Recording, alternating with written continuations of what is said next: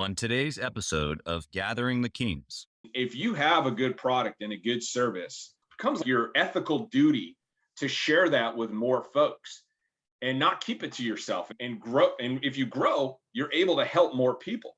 Yeah. And it's not sales, but it is in terms of just that outlook of being able to expand and grow and help more people. You are listening to Gathering the Kings with Chaz Wolfe, featuring fellow 7, 8, and even 9-figure business owners who have real battle scars from business and life, but have prevailed as the king that they are designed to be. We welcome high-performing entrepreneurs to the stage in order to reveal the real of the real on what it takes to build a successful business today. We dissect the good and bad decisions they've made along the way that give a true and accurate picture of the journey of success and how you too can get there. Through this dialogue, you will learn the value of growing your network and surrounding yourself with power players and kings like today's guest. Grab your pen and notebook because we're about to dive in. I'm Chaz Wolfe. I'm your host, Gathering the Kings. Dave Supple on the stage, y'all. How we doing, brother? How you doing? I'm doing great, Chaz. Thank you for having me on here. I'm excited. Yeah, dude, we were just talking off stage a little bit about a little bit of your story, and we're going to get into it, but you've got this merging of industries that so many people know about, and you've got this unique perspective. So first off, just tell us what industry that you're in, what kind of business that you're running or business is, and let's start there. So I have a business in Boston called New England Design and Construction, and we act as both the architect and the builder, typically known as separate professions.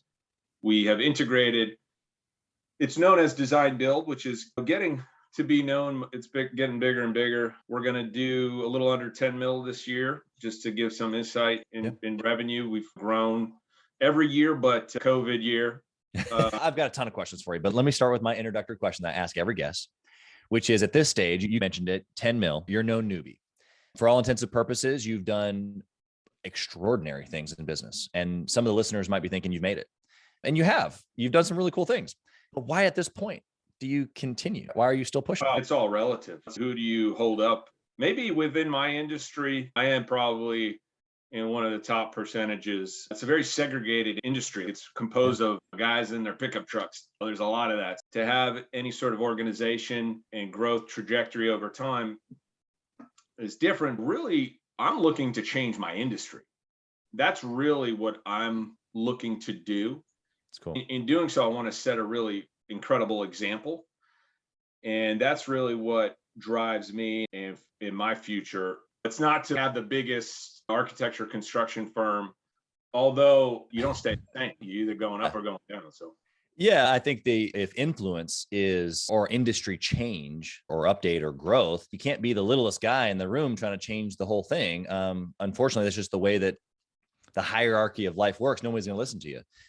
And so you've got to have a certain level of success. So I appreciate that. It's really cool too, as we've had lots of guests. Some are legacy driven, some are family driven, some are industry change driven. We get a handful of different like deep motivators. And so that's really cool to hear that you say that it's the industry for you. So let's go back a little bit into your story. Where did business start for you? Like, how did you become an entrepreneur?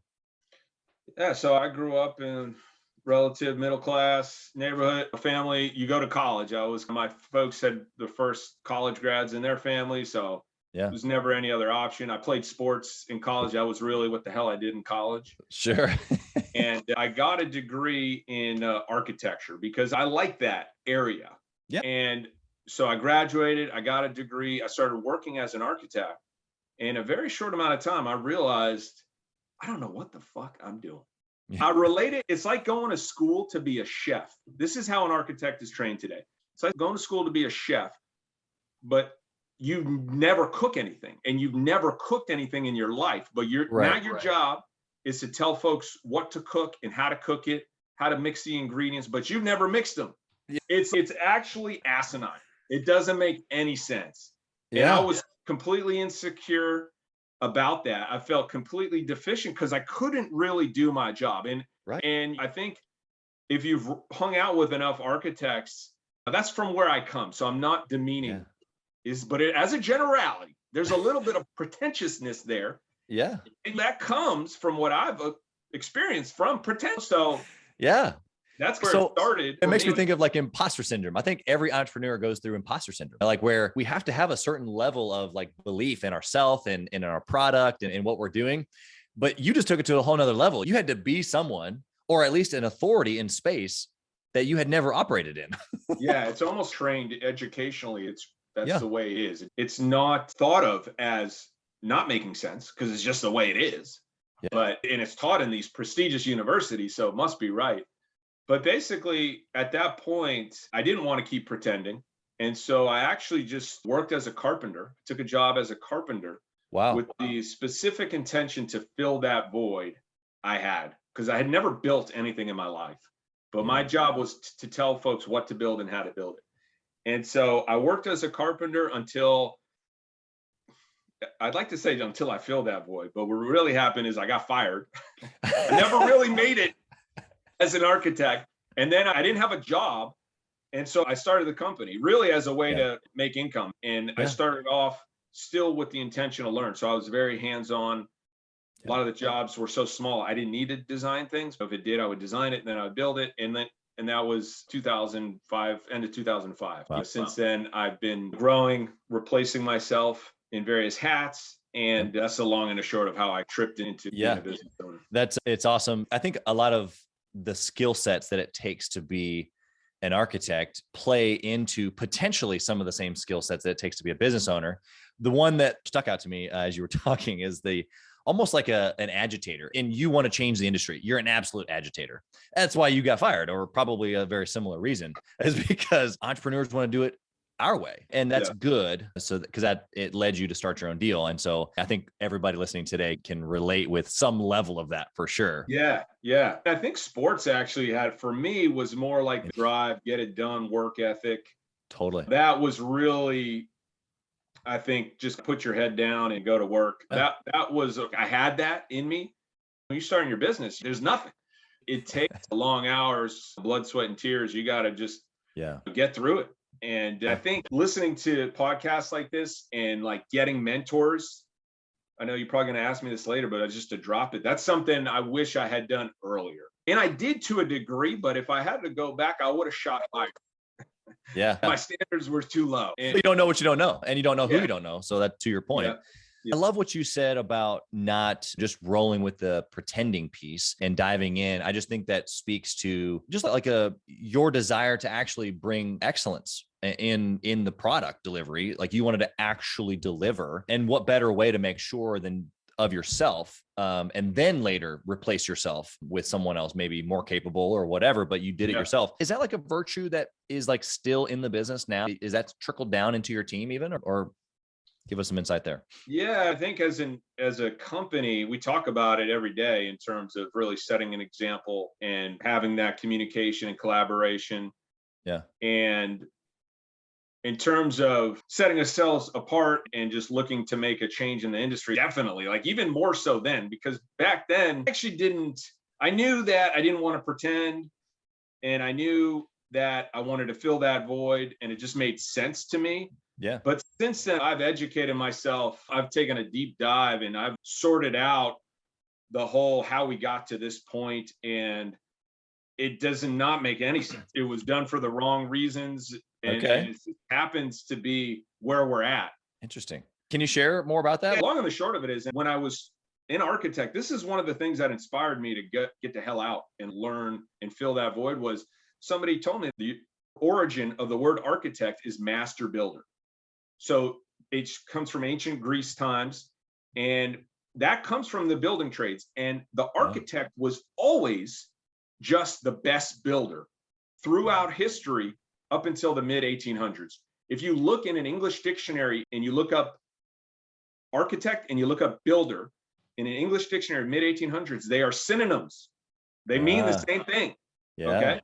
The only reason it changed, and nobody knows this because it's been doctored in the history books, and livelihoods depend on this not getting out really, but it changed for social status, because the problem the best builders, architects, same thing at that time, were trying to solve is that they could not reach the highest social status of that time, which was that of a gentleman, because they were associated with manual labor, with building, which you can't get away from, right? If that's your product, which that is the product. And so they created the American Institute of Architects with the stated purpose to raise their social status. And the way they did that was by getting the way an architect was trained from that of an apprenticeship system. And that name master builder comes from the trades. Like you're an apprentice, you're a journeyman, now you're a master. Exactly. Yeah. That's where it comes from. So they changed it from that apprenticeship hands-on approach to that of a university curriculum. And at first it worked out all right. But then you had this a little bit less, these cycles, generational, till you guys got guys like me. They're like, I have no clue what I'm doing. This makes no sense. But it's just the way it is at that point. And it's taught at Harvard and MIT and what have you. So it must be right. But basically, when that industry-wide shift occurred, there was never anybody left who was fully accountable for a project. And that rift is still left today in the industry. And that's why you have such issues. That is the root source of all the challenges and horror stories you hear about in the industry, is that lack of accountability. Yeah, I like what you just said there. And so we just got done building a home for the last 16 or so months. Oh, and man, it looks nice. I appreciate that. Yeah, you see the little backdrop here that my wife made sure that happened for me. So we've gone through all the trades, and of course the builder for us was that connector point. But everything you just said, as far as that one person who isn't responsible all the way through, because at the beginning we started with the builder and we went to the architect, and then we went to the trade and that trade. And so we were with the builder, but to your point, there wasn't one person that oversaw everything to that degree. So it's super interesting that you say that, because there are tons of issues in the trades. And I think that a lot of people would probably raise their hand to say that they've had a bad experience, even being in the trades. Just don't get me started on this subject, because you just veer me back off it. But okay. But within the trades, there used to be this higher level of thought inherent within the trades. And then when that got pulled and taken away, the trades got knocked down a tier, and they became order takers and nail bangers. Yeah. Which has probably led to today, where you have not enough people going into those skill sets. That is correct. When I grew up, it was not cool to be a plumber. Right. Plumbers today are crushing it, though. Yeah, they're doing like crushing. We're bringing it back. Yeah. Okay. All right. We could probably have a whole show on that, but let's keep moving. My first question for you along the journey here is, man, you've done so much in even just since 2005. So I want to see where I can start here, but maybe before you were seven figures. So like a minute ago, building a team, give me a good decision that you made specifically around or scaling to the 7-figure mark. Yeah, I was pretty good. I didn't have the trades to fall back on.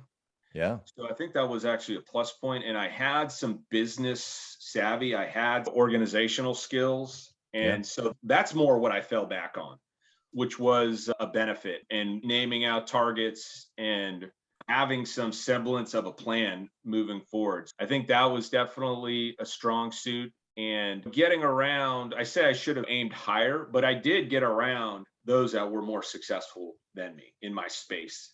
And I did look to learn successful actions and emulate what was working for them. And sales training was freaking like, oh my God, that was, if I had to say there was one thing, that would be the thing that I invested in myself. Wow. That really made a difference. Yeah. So there's so much to be said there. Obviously, I have a huge background in sales, but give us like maybe one little insight of, like, you go through sales training. You said you invested into it. So I can only imagine all the just mind opening opportunities that you walked yourself through, but one little snapshot of what it's been able to do inside of your business, you investing in that way. I thought about this earlier when you were talking a minute, but it relates to sales in terms of growth. Sales is really about helping people. And if you have a good product and a good service, it becomes like your ethical duty to share that with more folks and not keep it to yourself and grow. And if you grow, you're able to help more people. Yeah. And it's not sales, but it is in terms of just that outlook of being able to expand and grow and help more people. And that's one huge. thing. I mean, but also value, like kind of understanding, like I have extreme certainty on my value proposition, what I bring to the table for folks. And I can exhibit that. I am confident, I am competent, and I can display that very well. And that's something that I think when I first did the sales training, I didn't have all that confidence. Sure. But over time, I've really grown that muscle. That's really helpful. I think the process that you're describing of learning first gives you the competence, like you said, the understanding, which then helps you go win. Like you went and got a job, you went and won a bid, you went and sold a deal, you got a client. Yeah. Which then I made makes them you happy.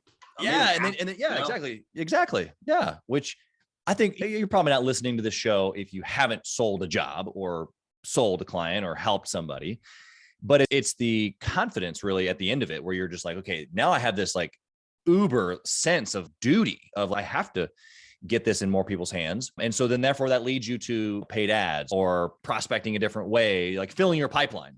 And that's how it's pretty straightforward. That's how you grow a business. But if you don't have sales, you don't have a business. You have to, at some point, and this might be helpful for the listener too, as we're talking about this, you said that it's about helping people. And so if for some reason you're building your business to not help people, then you don't see the sales process as helping people. If you're just literally doing it for money, then you might have a potential block in your brain of like, I'm just asking this person for money. Yeah. But if you have a you're greater gonna hold purpose, yourself back. It's going to be a block for you. 100%. Yeah. So I think that's good. I think also too, like a lot of people have the icky, I had a bad sales experience. And so they don't want to be that. But man, when you can follow along a certain process and ethically and do it with honor and integrity and helping people, I think that changes everything for owners. Totally. Cool. Let's flip the coin then. Let's talk about a bad decision along the way that did not go well at all. Yeah, I've made some bad decisions. I guess one was at some point, I felt like I could hire folks and just replace myself in certain hats. Sure. And just piece out without really that transitioning happening successfully. You know, a few years ago, and actually, I guess it was a little bit before COVID, but I replaced myself. I really was trying to get out of the business and go expand into other areas. And I did not do that super successfully. And one thing that we've transitioned to since then, which has been extremely successful, is more looking to promote from within. And that's been extremely successful. Was not my initiative, but has paid back tenfold. Wow. It's really grown the stability, I think, loyalty within the company. Yeah. And whereas I brought in these folks paid them a lot of money, but they were never really accepted within the organization. Yeah. Makes sense. And it became a problem. It was definitely a mistake. And so looking back, if you were in that same situation where basically you brought these folks in because you didn't have them, at least in your organization, maybe yet. And so you just maybe would have spent more time with your current folks to build them up to that level. Yeah. Yeah. I would have looked from within, who can I promote, which is what I ended up doing after it worked beautifully. Yeah. Because, those people were trusted by others, by me, had paid their dues. They knew what the hell was going on.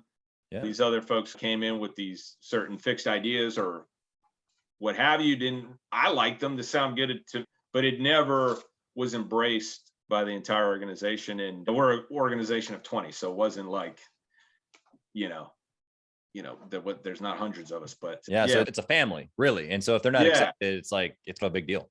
Yeah, exactly. You're not going to spend your days there. I had some exodus. I had some really good people leave the company, but it was a lesson learned. Yeah, exactly. Obviously, I appreciate that perspective now, because now you know how to do it in a different way. It makes me think of one of my locations, one of my franchise locations specifically. They have probably 10 or 12 folks on the team there. And I had transitioned away from one manager and was going to bring in somebody from out of state, still within my organization, but somebody that they didn't know that location. And I had one gal step up and was like, hey, I want this opportunity. Like, nice. And it was like, oh, okay, let's see. And man, she has just been a rock star. And, yeah. So I second your thought there on looking in, because even from the outside, if that person maybe isn't exactly what you would want them to be, giving them the space, because what I learned is that I'm just a big personality, probably similar to yours, like where if I can get out of the way, then it actually allows them space. Yeah. It's a great point. You have a lot of persuasion and charisma, and you can get by a lot with that, I think. Yeah. But at the end of the day, it can detract, I think, by holding folks back if you're not letting them step up and fill that position. Yeah, that's right. 100%. Okay. A question for you about making decisions, since we've been on both sides of the coin now. Do you have a certain discipline or a certain process that you take decisions through that help you try to make more good than bad? Yeah, that's a good question. Due to the extent of greater good, I try to look at what's right. For example, I wrote this book. I'm publishing a book this year. It's going to change the world. And I had written the book and I was done with the book. I don't write books. I was waking up at 4 a.m. to write this fucking book. Yeah. And when I was done with the book, I was like, I'm done. I don't want anything to do with this ever again. But then I've shared it with some trusted folks and they're like, you have 2 books there? And I was like, no, I don't. I was like, it's just one. Just keep it one, I'm please. done. But it wasn't because that was right. The books actually will be more powerful being separated and more effective. And it wasn't that it was the right thing to do. I actually just realized this recently, and sometimes it's tough. Yeah, I think that you gave actually 2 things there that stick out to me. Number one, especially as entrepreneurs, because we can have trusted folks around us. We can put our head down. That's what you said. You put your head down, you just did it. And then we've got some trusted folks around us. If you don't have trusted folks around you, you have to. It can be lonely if you don't. And so that's why certain programs exist, or free Facebook groups or whatever. But you can get the feedback like you did. But like me, we're similar in this way. You had to have your own aha moment, where I hear you and I hear you and I hear you, but I still got to go wrestle with this to really be able to own it. Totally true. Yeah. And I think that's really how I do it is I just look. I had a thing there where I wasn't letting myself look. I was like, no, I'm done. I'm not looking. But once I did look at it, because I had this intention to do like a portion of the book as a free ebook. Oh, sure. Yeah. And so I did that. And after I was done with this, that made me look at it. And then I was like, okay, yeah, it's 2 books. Yeah. I think what we're talking about, every entrepreneur can relate to, but it's a blessing and a curse, because I would say that the stubbornness that we're talking about has given us the persistence that it takes to I've got to really do it my way to really get behind it. And then therefore I've become successful. But man, to your point, if we had just gotten around some other folks sooner, to your point, or maybe just listened a little better, in my point, we'd probably be further, even though we're both young guys. I think it's, and just that ability to look. And that's really what I would credit to a lot of any success I have had. And I feel like my best success will be this discovery and then reuniting my industry. And that really came from just observing and looking without fixed preconceived ideas and being willing to look and being willing to just go into that. And I feel like one can have somebody, if you have somebody who's just encourages you to do that, because if somebody makes you wrong, you're going to dig in a little bit more on that. But I think I look back at some of the conversations I had with folks, and I'm going to tell this dude, I'm like, dude, you were right. And he did a good job. He didn't make me wrong. I was like, no, dude, get people to just look in a non-combative way and make them right, because there was a lot of things right about that book and what have you. But all I needed just was look at it more. You just unpacked 3 things that are just unbelievable to leadership, really.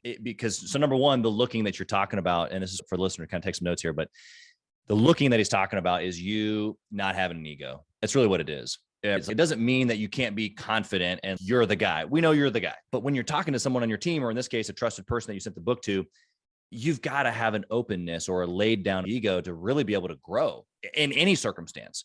And so then what he was talking about is communicating with that person that you're laying your ego down with, and then communicating to inspire or encourage or empower them to actually do the thing that you've given to them, so that you can either get the feedback or that they can do the role successfully. Yeah, I like that. Because we get in their way. You could help, I could have helped with that more, just ask questions like, help me look at this more. Because really what I look at, I wasn't sharing the book to tell people to change the book.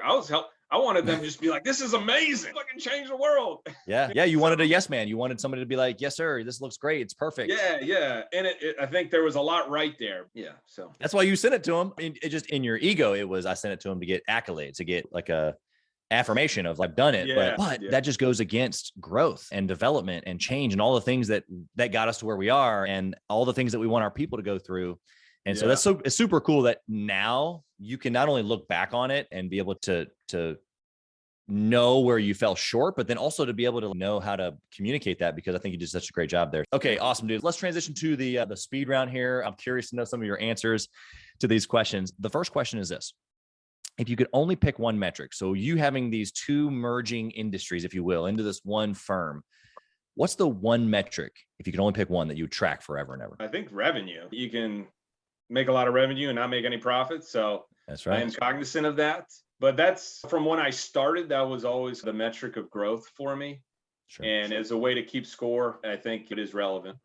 Yeah, 100%. I think spoken from a guy who went through sales training. Yeah. It matters, man. It matters. Okay. So what book would you recommend that a 6-figure business owner read specifically? I know you're a GC guy, and all his books have really helped me. That is the sales training I've done, and I really dove into that. And that's what I have the most experience with. That's cool. I'm a huge Audible subscriber. I'm listening to freaking Sam Walton's book now. And I like those. I like the stories of these successful people and what the hell they did. Yeah. Have you listened to Titan about Rockefeller, and then the other one about Andrew Carnegie? I can't remember the name of it. No, I will now though. Both of those. They're like 20 hours plus on Audible. I try to listen to them on 2-speed if I can. Oh yeah, me too. I'm with you. Yeah, dude. That's actually a skill. You have to like work into that. Yes. Because if I haven't listened to it in a while and I go back, it's like, this guy's speaking gibberish. But if you work into it, you can really, your mind can keep up with it. It's crazy. Yeah. Yeah. No, I'm with you. So some books I gotta rewind a little bit more to be like, what the hell was that? But I'm always, I'm the same way. That's awesome, man. Okay. Next question. Do you intentionally network or mastermind with other entrepreneurs? Oh, yes. Most definitely. And why?